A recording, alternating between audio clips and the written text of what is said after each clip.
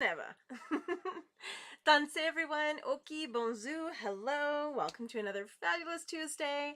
Very snowy Tuesday from where I'm at here in Mulkinstis. But I'm just really thankful and humble that I'm actually here this week. I know the last couple weeks have been, well, the 2 weeks ago was the Valentine's Day Memorial March. And again, I was just so floored with how much support we had from community. We had over 600 people there, including the city council, which we've never had an entire city council. Maybe like one or two people have showed up, but not the entire city council and the mayor. And so that really shows that work towards truth and reconciliation is happening. Those stories are being shared and understood in a good way. And I'm so thankful to just the incredible people who volunteered, the incredible people who came out, and just those messages that are being shared in a good way. And so I just wanted to welcome everyone to another wonderful Tuesday. I am Chantal. I am Cree, Anishinaabe, and Métis from Muskeg Lake Cree Nation in Saskatchewan. So my family is from Treaty 6 territory, but I live here in Mulkinstis in Treaty 7. And Mulkinstis has been my home for over half my life. And I just always feel comfortable. So I've left and I've come back, and I moved away and I come back. And every time I do feel like it's coming home. And I'm just really thankful and humbled to call this space my home. I'm also thankful for the people who've been here for time immemorial. And so I acknowledge the Blackfoot of Siksika, Kainai, and Piikani. I have so many incredible elders that have welcomed me to the community, that have taught me so many incredible things, that I've gone to ceremony with, and just been able to build relationships with, as well as knowledge keepers and artists and just phenomenal people who would just inspire you. And I'm just really thankful for those nations, for having those incredible people and those incredible stories. I also acknowledge the Beaver people of Tsuut'ina. I'm so thankful for all of the wonderful people that I work with on a regular basis that are from Tsuut'ina, but also the elders and knowledge keepers and the ceremonies that I've gone out there. And it was really kind of my start in Mulkinstis was Tsuut'ina, to really understand the land and start to understand some of the stories, and I'm really thankful for that. And I also acknowledge the Stoney Nakoda of Morley, which includes Chiniki, Bears Paw, and Wesley First Nations. I also sweat it out there. I've gone to ceremony out there. I've gone to fasts out there, and I'm just thankful and humbled for the families that have been here for time immemorial, and the stories that they carry, and the strength and resilience that they carry, because their stories are inspiring. And I'm just really thankful and humbled to live where we do, or where I do, because I do feel like those stories resonate not only within myself, but within the greater community. When we start to share those stories, that's when incredible things can happen. I also acknowledge the Métis of Region 3, which is, well, I'm just really thankful to be a Métis and to be able to share those teachings in a good way, but also to acknowledge all aspects of my heritage, because I think that's important too. And so to welcome everyone into the circle today, I wanted to share with you the Cree welcome song. Traditionally, when we sing songs, we sing in rounds of 4 to honor the 4 directions of the medicine wheel, but this song is a little bit different. We sing it in rounds of 3 to keep the circle open and welcoming, so everyone completes the circle today. Because again, in a circle, we are all connected. There is no beginning and no end. No one is greater or less than anyone else in the circle, just like in the Hoop of Life. It teaches us to really honor and respect and learn from each other, and to grow together and to build community in a meaningful way, which is the true spirit and intention of Mulkinstis, the area that we're in, and of all of the treaties. That was what we intended. And I think that's really important to acknowledge that and honor that. And so Mia Sin is really a way to welcome in all of our ancestors, and it is from the Natahau family of Sturgeon Lake Cree Nation, and I'm very thankful for that nation and that family for keeping the song alive and for keeping the story alive, so that I can share it in such a beautiful way. Mia Sin, it doesn't just mean welcome, although it does welcome in all of our ancestors.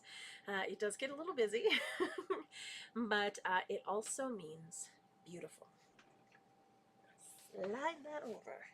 I'm still a little bit wobbly on my ankle, because I did peel and twist it last week. It's super, super bruised still, but I'm gonna do my best. Mia sin, mia sen, ha semina, ha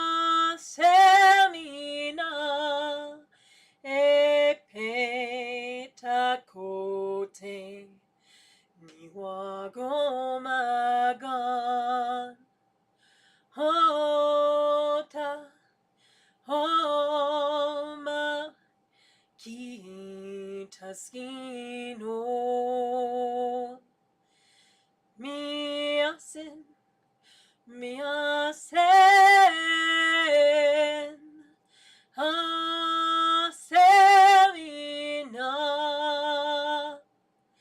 haselina epetakote niwagomagan hota homa kitaskino miasen miasen hasemina hasemina epetakote niwagomagan hota homa kitaskino.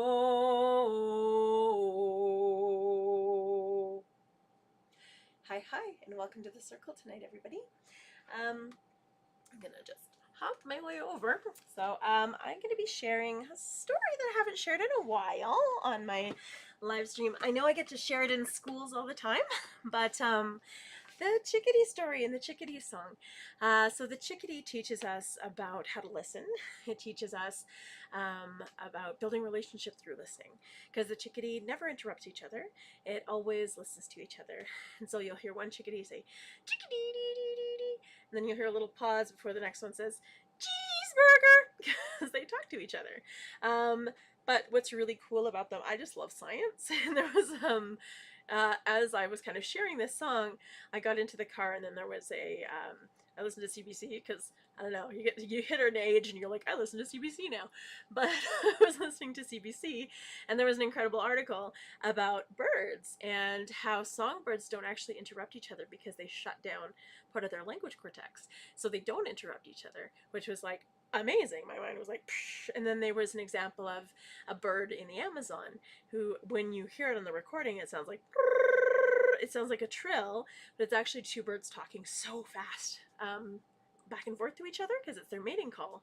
And scientists put them in the lab, as one does, and saw how their brains were actually flickering on and off, on and off, on and off in an MRI machine where their language cortex was, as they were talking back and forth to each other. So I would just always love science because it always proves things we've done for thousands of years, and it makes me look smart, so I dig it.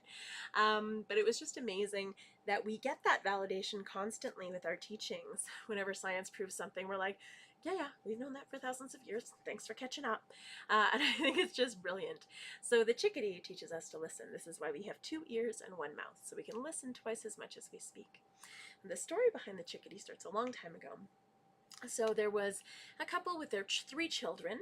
They had 2 boys and 1 girl. And the boys were always really rambunctious. They were always chasing each other around, climbing trees, skipping stones, doing their thing. And whenever they would chatter back and forth together, it was like they shared a brain. They were just never interrupting each other, always bouncing off each other. And they just communicated the best. They were the best of friends. Then they had their sister, who also loved them, played with them, but she was more of an explorer. She always looked at the world with her big, bright, golden eyes, just observing everything around her. And the way she moved down the earth was just with so much silence and grace and gentleness, but still observing everything around her. And one day, it was time to go hunting with their parents. And so their parents were really excited because it was at their age where they could actually just leave them by themselves for a little while they went hunting. And so they went up hunting to their favorite camping site, and they kissed their kids goodbye. They had lunch together afterwards, and they said, okay, we'll see you in a bit. We're going to go and get some meat. We're going to go hunting. And so as the parents went off, they ended up bumping into a bear. And this was the time when bears actually talked to us, and animals actually talked to us. And the bear warned their parents. They said, There is a huge amount of animals this year. There's such an abundance that you might lose track of what you're taking from the earth. So remember to only take what you need, because if you don't, then Mother Earth's going to take something from you. And both of them, of course, knew, and they said, yes, yes, of course, no problem. Thank you for the warning, Bear. We'll be very careful and cautious. And so they ended up going hunting together, but at one point, one veered left and one veered right. The mother ended up down in the valley, and the father ended up across a whole field. And when the father got to the field, he was amazed. There was tons of buffalo, there was tons and tons of elk, wapiti, and there was a huge amount of deer. But there was also moose, and moose didn't usually travel that far into the prairie, but there they were in abundance. And he thought, there is no way my wife is going to find this many animals wherever she is, so I'll just hunt whatever I can for our family for the year. And so he did, very quickly and very easily, within the span of a couple hours.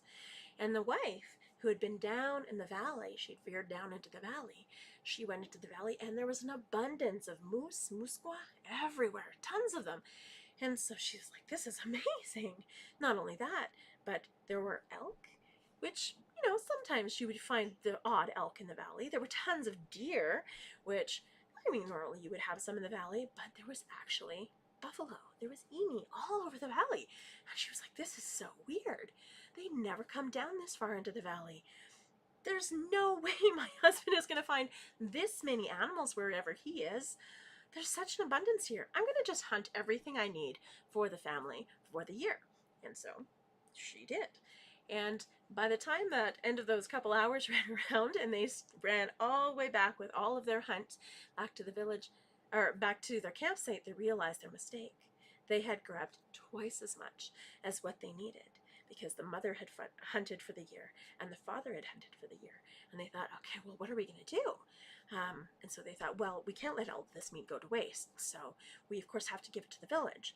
But there's no way we can fit all of the meat and the kids onto the wagon. We can probably only fit about half this meat on the wagon.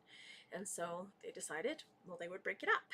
And so the mother and the father would take the first load, because their kids were old enough to hang out by themselves, down to the village. They would give it to any of the elders, any people who were hurt or weak or just needed a couple extra things to feed themselves over the winter. And so they thought, okay, so kids, we're going to leave you behind, but you're old enough, you can handle it. You've done this before. And so, but remember, take care of each other, take care of yourselves. And then the mother warned them of something she'd always been told growing up. Make sure that when the sun gets higher and higher and higher in the sky, before your shadow disappears, you go into the teepee and you have your lunch. Because when your shadow disappears, grandfather sun gets lonely and he might take you for his own. And they said, okay, sure, whatever, Mom, thinking that was just their mom's way of saying, get to lunch on time. And they didn't think much of it. And then she warned them again. And at night, when Grandmother Moon gets higher and higher and higher in the sky, and your shadow starts to disappear, well, Grandmother Moon gets lonely, and she might take you for her own. And they laughed, and they just thought that was their mom's way of saying, get to bed on time. And so they said, oh, of course, Mom, we won't do it. It'll be fine. And so they gave their parents hugs and kisses, and their parents headed back down to the village right after lunch.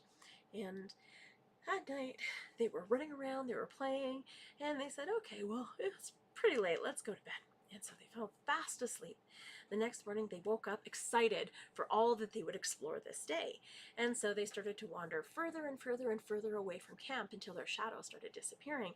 And then they started screaming, oh no, our shadows are disappearing. Grandfather's son is going to take us for his own. And they started to run back to camp faster and faster and faster. And they dove into the teepee just as the sun hit its highest point. And then they laughed and they laughed and they joked as if grandfather's son would take us away. He couldn't do that. Could he? And so they didn't think much of it. And then they went and they continued to play. Now the boys were always really rough. They ran around, they climbed trees, they went swimming, they were just running everywhere and just spending all of the energy they could possibly muster. Whereas the little girl, she was looking and admiring all of the plants and all of the animals, trying to learn all of the mysteries within them with her big, bright golden eyes, just observing everything around them. And so by the time they all came home to have some supper before the night fell, well, as they were eating, the boys were quite exhausted from their day. And so they went into the teepee, and their sister went in with them. But the boys fell asleep so fast.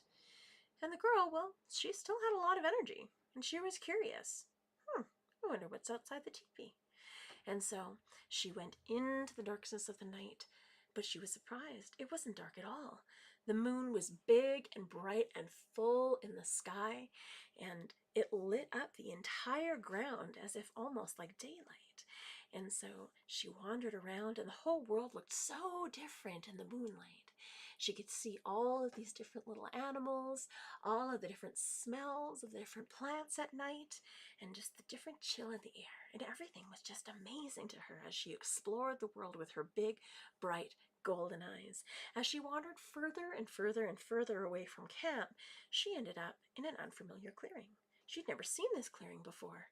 And as she walked into it, she saw these beautiful flowers climbing around these other funny stalks, and she wondered what they were. She got closer, and the flowers were big and bright, and they had 5 petals, but they were all connected, and they were beautiful and white, and they looked like the same color as that beautiful full moon on top of her, and they smelled like all of her favorite things, and they reminded her of her favorite skirt, the way it would swish back and forth. She was sitting there admiring and examining every single one of those beautiful flowers, and then she stopped paying attention, and she didn't realize that the moon was getting higher and higher and higher in the sky. And then when she did realize, she looked down and she said, "Oh no, my shadow's disappearing. I better run back to camp." So she started running faster and faster and faster and faster until she stopped feeling her feet on the ground. All she could feel was the wind rushing by her face. She put out her arms and she felt like she was flying, and wait a second. She was flying. She looked over and, oh no, her arms! They had turned into beautiful, bright, white wings with all of her freckles.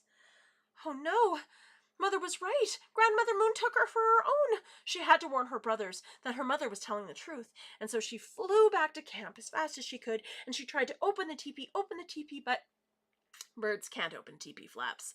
And so she thought, well, how am I supposed to warn them? I'll wait. I'll wait until they wake up in the morning, and so I'll just sit in the tree and wait for them to wake up. And so she sat in the tree, watching the teepee, waiting and waiting and waiting. And then, as the moon started to set and Grandfather's sun started creeping up over the horizon, her eyes got heavier and heavier and heavier until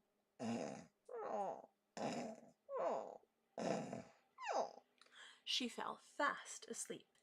Well, her brothers, they woke up ready for a brand new day, and then they looked over and their sister's bed wasn't even slept in. Oh, and they started to worry. They wondered where she could have gone. Why, maybe she woke up before them and made her bed. Well, they weren't quite sure. And so they thought, well, let's have some pemmican for breakfast. And that's sweetie and meaty treaty, and that's meat mixed with some berries. And so they ate that for some energy, and then they decided to go looking for their sister. And they called everywhere. They checked all of her favorite hiding spots, calling back and forth, "Sister, where are you? Sister, where are you?" But no matter where they looked, they couldn't find her. They looked high, low, everywhere. And then, as they wandered about, trying to find their sister, they ended up in an unfamiliar clearing, calling back and forth, "Sister, where are you? Sister, we can't find you. Where are you? Stop hiding."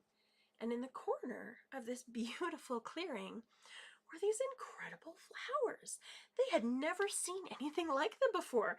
They were huge and big and round and tall, and they started to follow the sun. They were remarkable. In the center, there was all of these fun little seeds, and so the boys started picking out the seeds and trying to taste them, and the seeds were really good, but the shells were really gross. And so they continued to eat the little seeds, and watching as the sun the flowers were following the sun up and up and up into the sky until they realized, oh, the sun, it's getting higher in the sky. Our shadows are almost gone. We should run back to camp. And so they started to run back faster and faster and faster until they couldn't feel their feet on the ground.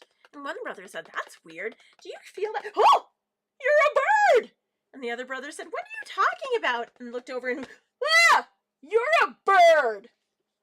Grandfather's son had taken them for his own. They thought, oh no, mother was right. Oh no, what are we going to do? Well, we have to at least tell our sister. So they flew back to camp faster and faster, and then they tried to open the teepee, but little birds can't open a teepee flap. And so they decided, okay, well, we have to warn our sister, and she's probably going to come back soon, so what are we going to do? Well, why don't we just sit up in the tree over there by that weird, funny bird? And so they sat beside that big bird, and they looked at it, and it kind of reminded them a little bit of their sister. It had beautiful freckles, almost in the same pattern. Maybe it was the same pattern as their sister. But they thought, nah, there's no way that could be our sister. Could it? And so they waited for their sister to come back. And they waited, and they chittered back and forth a little bit. And they waited, and they waited, and they waited. And the sun started to set in the sky. And as it got lower and lower, their eyes grew heavier and heavier until they fell fast asleep. Well, just as those two funny little birds, those boys, fell asleep, well, their sister woke up and she ruffled her feathers and she looked around and she saw those two funny birds beside her and she said, they weren't there when I fell asleep, and kind of look like my brothers with their funny little black caps and their big smiling beaks, but those couldn't be my brothers, could it? And then she heard the clatter of a wagon. It was her parents. They were back. And so she said, Mom, Dad, it's me. But the only words that came out were, woo-hoo, woo-hoo. She thought, okay, well, this isn't going to do. I'm going to have to fly around them and try and get their attention. And so as she was flying, it was so silent. The mother didn't even notice. She just felt a wind rush by her face. And she called out, children, we're back. Where are you? Kids? We're here. Where are you? She looked in the teepee and they weren't there. She looked around and the food was barely touched. She wondered, oh my goodness, where are my kids? And so she started to wander further and further, and she noticed she was being trailed by a funny bird she had never seen before. She didn't think much of it. And as she called out back, children, where are you? Children, we're back. Where did you go? She ended up in that same unfamiliar clearing. And in the corner she saw those beautiful flowers blooming. And she went and she smelt them, and oh, they reminded her of her daughter so much. And as she was holding her daughter in her heart, all of a sudden she looked down, and that beautiful bird was looking up at her with those big, golden, curious eyes. And as she looked closer, she said, those are like my daughter's golden eyes. And those freckles, those are like my daughter's golden freckles. And the bird called out, pleading, Mom, it's me! And the only words that came out were, woo-hoo, woo-hoo. And as the mom looked down, she said, oh, my girl! Grandmother Moon has taken you for her own. Well, now you and the beautiful moonflower will protect all of our children at night. And you will keep the moon company, so she never has to take another child for her own again. And from that day forward, the moonflower and the owl protect our children at night. But the mother said, where are your brothers? And so together they were looking high and low, everywhere they could, but no matter where they looked, they couldn't find them. Well, the owl, her daughter, was getting quite tired, and the sun was coming up, so she flew back to camp and fell asleep beside those two funny little birds. Her mother said good night, or good morning, she wasn't quite sure. And then, as the owl fell fast asleep, those two funny birds woke up, fluffed their feathers, and saw their mother. I said, "Mother, mother, it's us!" But the only words that came out were, "Chickadee-dee-dee-dee." "Mother, it's us! Cheeseburger!" I thought, how are they going to tell their mother it was them? And so they were following her back and forth, trying to go in her line of vision, trying to peck out her food, trying to jump in front of her path. And the mother was just confused as to these funny little birds that were following her around as she was calling for her boys. "Boys, where are you? Boys, where are you?" But no matter where she looked, she couldn't find them. And as she was searching, she ended back up in that unfamiliar clearing. And as she walked into the corner of the clearing, she saw those big, beautiful flowers. The big, round flowers were following the sun as it went higher and higher and higher into the sky. And those two funny little birds started picking at it and pecking at it. And they said, "Oh," she said, "those birds remind me so much of my boys, always getting into trouble, always trying new things." And oh no! And the two little birds jumped in front of her, and she looked closer and she said, "Those beautiful black caps, they look like my beautiful boy's hair." "That beautiful smile, oh, they look like my boys, and those cute, curious, playful eyes, and oh no, my boys. Grandfather's son is taking you for his own. Well, now you will keep Grandfather's son company, so he will never have to take another child again." And from that day forward, the chickadee protects us and leads all of our children home. And also, that sunflower shows us and guides us the way home. So from that day, the chickadee and the owl, the moonflower and the sunflower protect us day and night and lead our children home. And that is the story of the chickadee. As I choke. And so the song that I'm going to share is the chickadee song. The chickadee song came through ceremony. Huh? Thanks, Auntie. Oh, jumping on one foot. All right, here we go. So I was in a ceremony and I was asking for a song to share with community, a song to share with children, and a song to share with everybody. And then this song, it kind of started to come through me, and I was like, okay, where's the song coming from? And the third round, it was really, really hot, and so everybody kind of left the lodge, and I was just sitting there kind of hanging out. And I'm used to really hot lodges because I used to sweat in Arizona. In Arizona, in a sweat lodge, when you come out and it's 45 degrees and it feels cool, you know you're in a hot lodge. And so I was just sitting there, and then these few little chickadees started popping in and out of the door of the lodge and looking at me and just going, "Chickadee-dee-dee-dee-dee, cheeseburger," calling back and forth. And I thought, oh, this is your song. And so the fourth round, this song came through me. And so this is the chickadee song. Ooh. And usually I do it as a call and response with kiddos, or with anybody really, because it's a fun song. But I'm going to try and do the call and response on my own.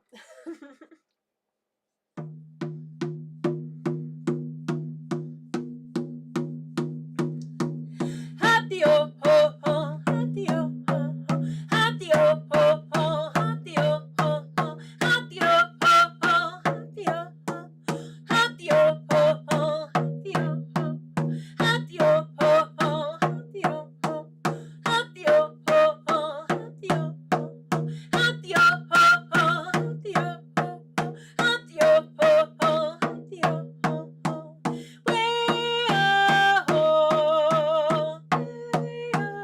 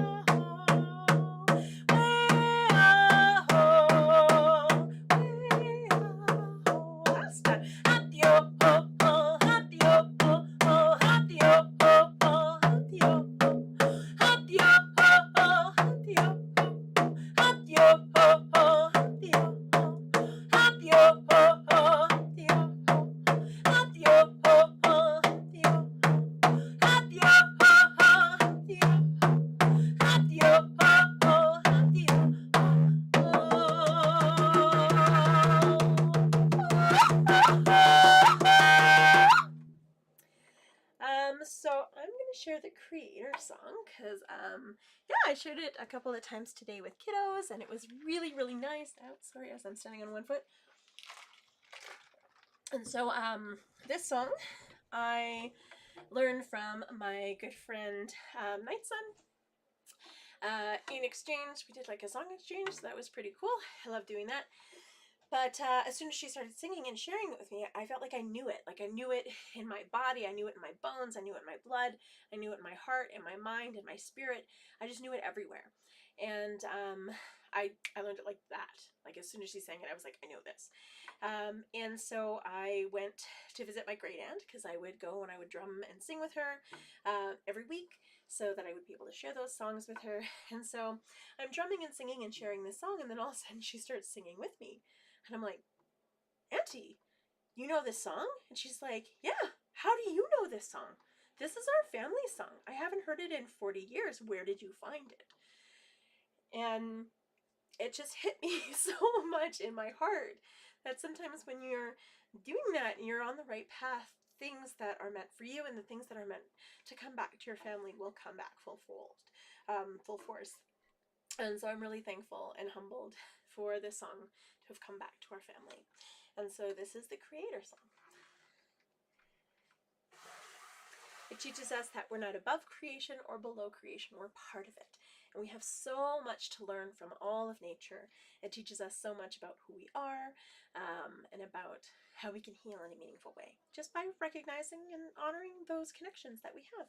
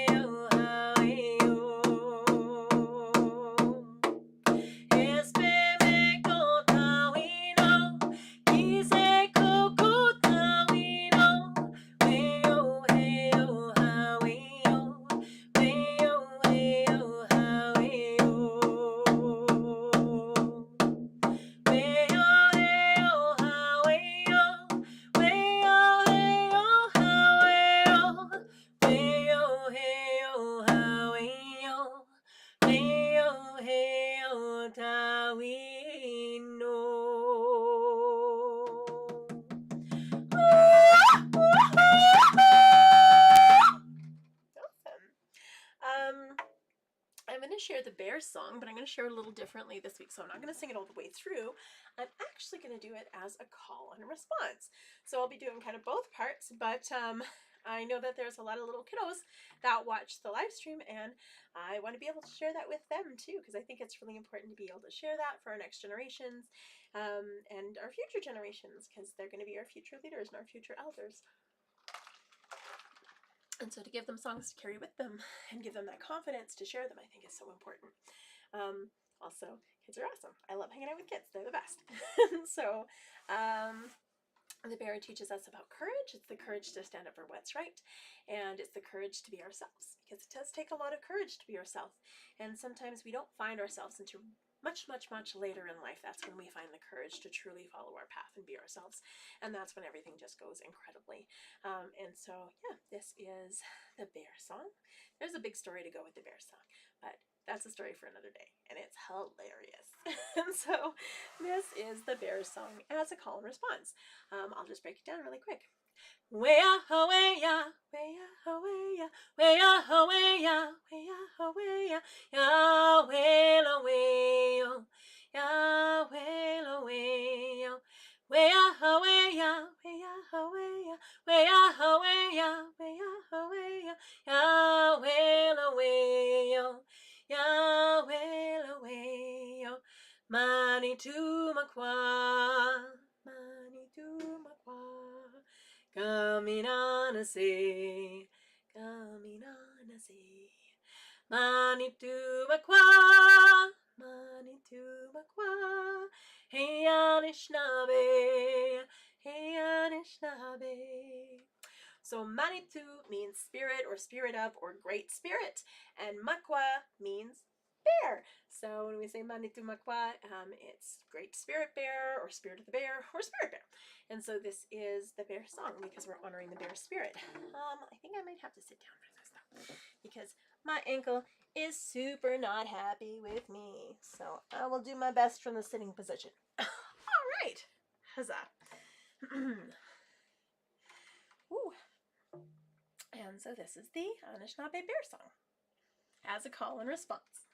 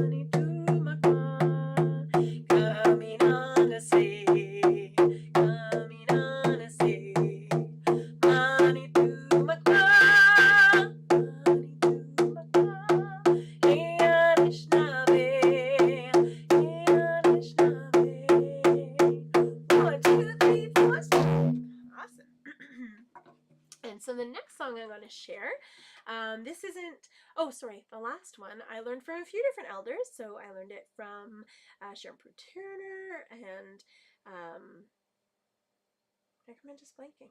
Carrie Moore's another one. Olivia Manitobas, yes. And I'm just really thankful for that song. It's really become a community song, so there's so many different ways of doing it, so I do more that community style, but I think it's important to know that there's no right or wrong, it's just different, and it's important to just acknowledge those differences and be thankful for them, and learn many different ways of doing things, because not one way is every perfect way, so it's important to learn multiple ways, just like the river can flow in many different directions, but it always gets to its destination. And so the song I'm going to share next isn't my song. It is actually from Olivia Tailfeathers, who is Blackfoot. This is the Blackfoot song Gitsigakamen. So Gitsigakamen means I love you. It's our way to love and appreciate people. And so when I sing it to everyone. I sing it to our beautiful Mother Earth, and I also sing it to to where we live. I live in Mulkinstis, so I sing it to Mulkinstis, which is the Blackfoot name for this area.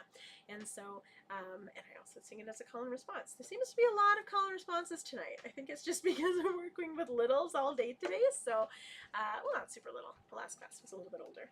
But, yeah, I think it's really important to be able to share those songs. So again, that is Olivia Tailfeathers, and she's incredible. She has a lot of resources out there, a lot of songs out there. So please, please, please do look her up. She's phenomenal.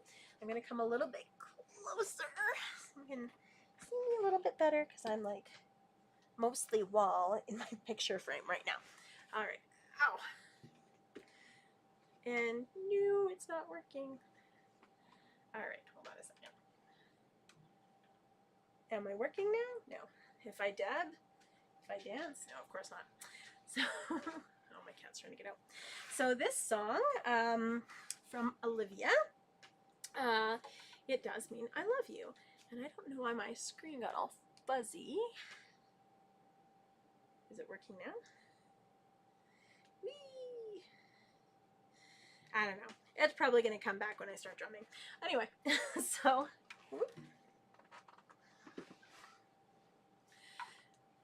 It's really weird that it did that. my camera just has a mind of its own sometimes. And it's just like, oh, you're not standing at the wall? I'm not going to give you any focus whatsoever. But this song, it means I love you. So, as a call and response. Gitsigakamen, gitsigakamen. Then we're going to sing it to everyone. Everyone, everyone. Gitsigakamen, gitsigakamen. Everyone, everyone. Gitsigakamen, gitsigakamen. Everyone, everyone. Gitsigakamen, gitsigakamen. Way away yo, way away yo, way away yo, way away yo, way away yo, way away yo. Gitsigakamen, gitsigakamen. Awesome. So we're gonna sing that through 4 times, down to the 4 directions of the medicine wheel. Yeah, I know. I just had to wave it a few times, be like, now work. I had to do a Jedi mind trick on my camera, apparently. So, but yeah. So the second time, we're gonna sing it to our beautiful Mother Earth, which is Na-ah. And then the third time, we're gonna sing it to where we live, which is Mulkinstis. And then the 4th time to everyone. This just is a beautiful introduction to this wonderful song, and it's done in a few different ways. So I like Olivia's version. It's a little bit different because, of course, she's the original, and I try not to copy 100% because I think it's important to put a little flair in whatever you do. So this is Gitsigakamen. And then it's a call and response, so repeat after me.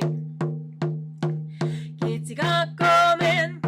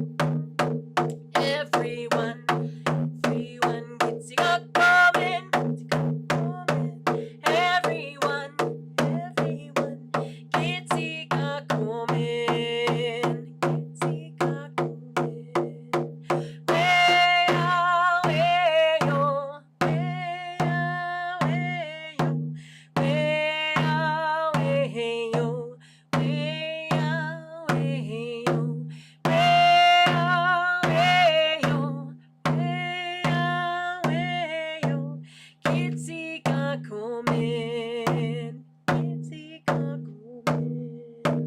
1, 2, 3, 4. Awesome. And so the next song I want to share is the healing song for my ankle. No, just kidding. Partly. But I think the healing song is just really important. It's an important song to share. It's an important song to really ask for the things that we need, to ask for the healing, to ask for the help that we need. I've been thinking a lot about the different kinds of healing that people need, whether that be emotional, physical, mental, spiritual healing, but really that connectivity, and to recognize that the healing comes from within as well as from the support from the community around you. And so I'll get well soon, I'm sure. I just have to stop pushing myself a little too far. But this is me, this is how I roll. And so this song, it is from a few different elders actually. So Olivia Manitopus, I remember Mimosham singing it. My great-grandfather, Joseph Grey Eyes. I remember I learned it from a few different elders actually. Sharon Prue Turner, of course. I learned a lot of songs from her, but then also Carrie Moore shared that as well. There's many different elders that share this song and carry this song. And it's funny, I was in a Uipi ceremony, which is a Lakota ceremony, and I heard the song, but it was a little bit different. And I was like, whoa, no, this is the healing song. And they're like, yes, this is a healing song. And I'm like, no, this is the healing song. Like, I know this song as this. And they're like, whoa, that's so weird. And so it's really interesting that we have so much overlap. And it's because a lot of our family shared. And it's such a gift to be able to share these things. And so this song, we do it with a heartbeat. That's a healing beat, that's a grounding beat, that's a women's beat. And so it's really about honoring the healing that we need, sharing the healing that needs to go out into the world, and knowing that when we're asking for the healing, you know, we sing this song in 4 rounds to honor those 4 rounds of healing. But the 3rd round, technically, that's the healing round. And so in that round, we stop drumming. And in that silence, we invite in, you know, the things that we need. We invite in that healing. We invite in that love and that compassion and that kindness. And we send that love, that healing to anyone who needs it. Anyone in our circle, anyone we're thinking about holding in our heart, anyone around the world who might need that healing. And then when that drum beat comes back in, you just release it, you let it out to the world, and you let the work be done with that energy. And so, yeah, this is the Cree healing song. It's also called the crying song and the wailing song, because sometimes in it you can hear the tears. Sorry, I should really not eat bread before these live streams because I get real tired. But this is the Cree healing song.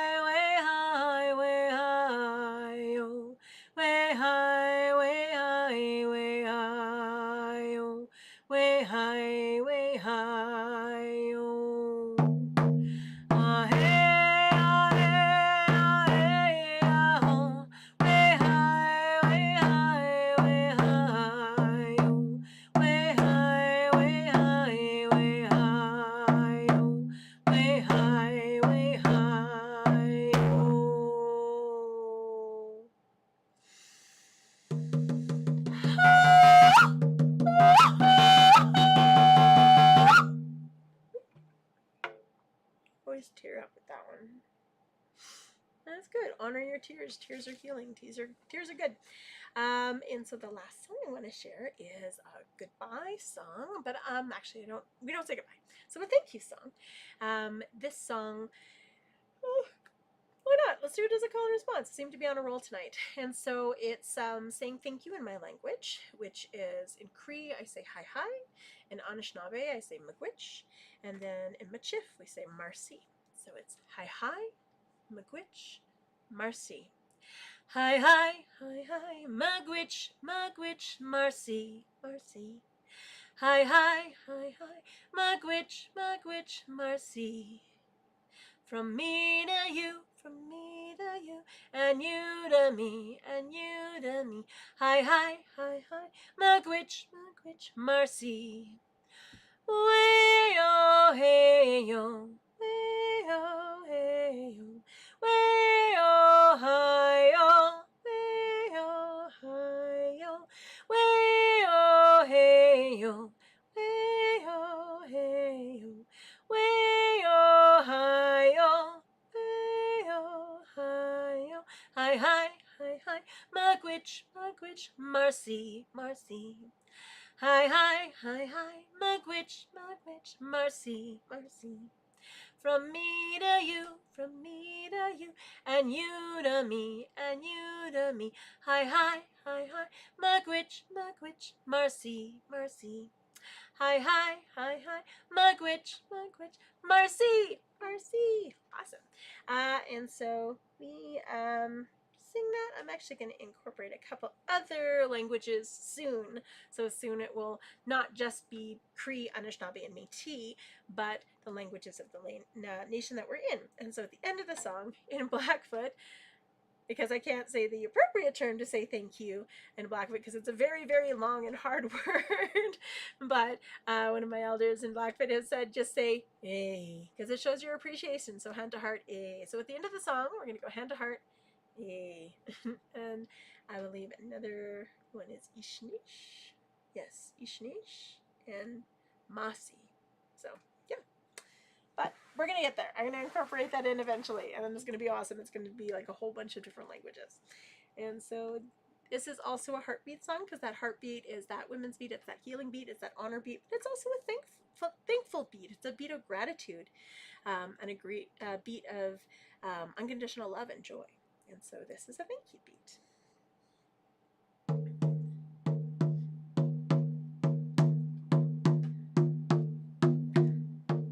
Hi, hi, hi, hi, miigwech, miigwech, marcy, marcy.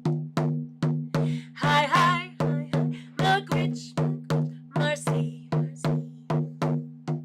From me to you, and you to me, and you to me. Hi, hi, hi, hi, miigwech,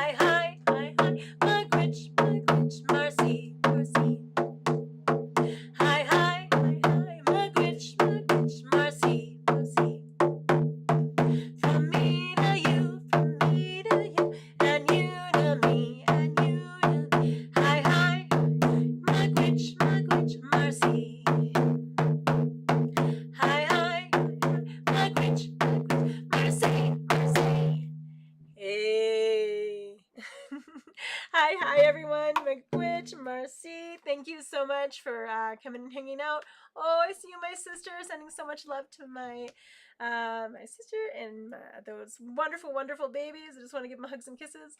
And thank you, everyone else, for turning in or to tuning in. Yes, I think I need a rest. But McWitch, I will see you next Tuesday. And again, thank you so much for everyone who came out for the Valentine's Day Memorial March. The next march will be May 5th at the, well, it's not a march, it will be a gathering at the Field of Red Ribbons. And yeah, just keep your eyes peeled for the times and the dates and the hosters for those. But it will be an incredible gathering in honor of some really beautiful people. And I hope to see everyone there, and I hope to see you all next week. So, McWitch, hi. Thank you again, and we'll see you soon.